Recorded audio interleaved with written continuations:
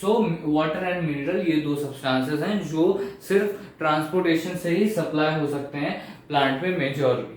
Okay, उसके बाद हमने मेथड्स डिस्कस किए। पहले तो हमने देखा कि क्या क्या मेथड्स हैं जिससे मिनरल्स एब्जॉर्ब हो सकते हैं। अब यहाँ पर मिनरल्स ही कर रहे हैं, राइट। तो हमने डिस्कस किया था एक्सप्लेनेशन पार्ट में कि जैसे हमने ट्रांसपिरेशन में वाटर को कंसिडरेशन में लिया था, वैसे ही हम रूट प्रेशर में मिनरल्स को कंसिडरेशन में लेते हैं। ओके, सो उसके बाद देखो ये मेथड्स देखे हमने, यहाँ पर एक पूरा डायग्राम देख लिया, समझ लिया था। उसके बाद हमने मेथड्स देखे क्या है मिनरल्स कैसे एब्जॉर्ब होता है। तो पहला था डायरेक्ट मेथड और दूसरा था इनडायरेक्ट मेथड। ओके, सो पहले डायरेक्ट मेथड में क्या है, सिंपली रिवॉल्यूशन में बताऊं तो दैट इज कि एनर्जी खर्च करनी है और मिनरल्स लेने।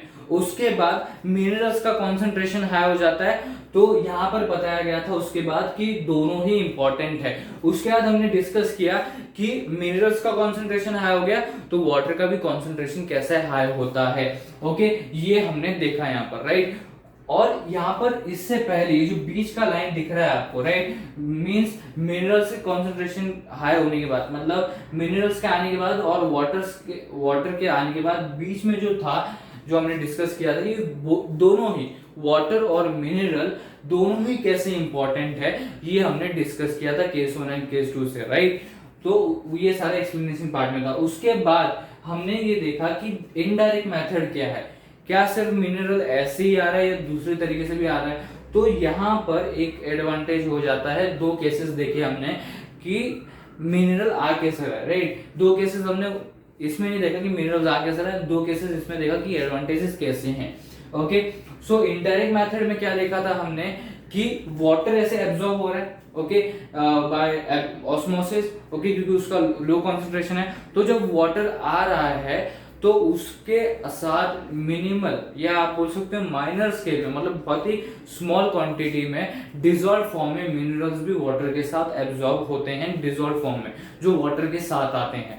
तो इसमें हमने देखा था कि क्या एडवांटेजेस हैं या क्या सिचुएशंस, दो सिचुएशंस देखी थी क्या हो सकता है उसमें, राइट।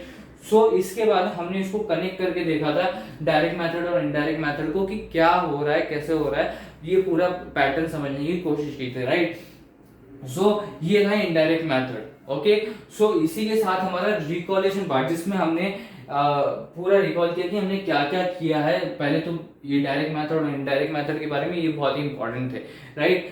तो ये सारा कुछ रिकॉलेशन पार्ट में था। और इसी के साथ अब देखो, अब इसके साथ ये एक क्वेश्चन आता है कि अगर इसके पैटर्न को अच्छे से समझना है, ओके, जैसे कि मैंने बोला पहले रूट प्रेशर होता है, फिर ट्रांसपिरेशन होता है। तो अगर इस पैटर्न को अच्छे से समझना है तो स्पेशल वीडियो है हमारा, दैट इज कॉम्बिनेशन किया है हमने दोनों का, राइट। कॉम्बिनेशन किया मैंने दोनों का, that is transpiration and root pressure का।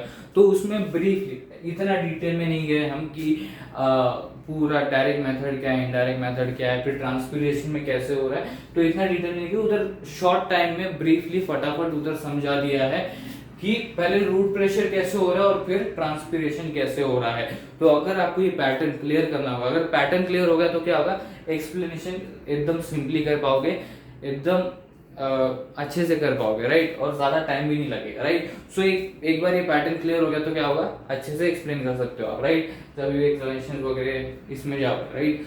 सो सिंपली लर्न भी हो जाएगा अगर पैटर्न पता कर लेते हो आप, अच्छे से समझ लेते हो, तो ये सारी चीजें है उसके एडवांटेजेस। तो अगर इसका पैटर्न समझना होगा कि पहले रूट प्रेशर कैसे हो रहा है, कैसे परफॉर्म हो रहा है, और उसके बाद ट्रांसपिरेशन कैसे हो रहा है, तो वहां पर हमने शॉर्टली और ब्रीफली कॉम्बिनेशन के वीडियो में बताया है ये, तो आप वो वीडियो देख सकते हैं। तो इसी के साथ हमारा एक्सप्लेनेशन और रिकॉलेशन के साथ ये जो ट्रांसपोर्टेशन इन प्लांट्स के सेक्शन का दूसरा टॉपिक था, दैट इज रूट प्रेशर, ये यहाँ पर खत्म होता है।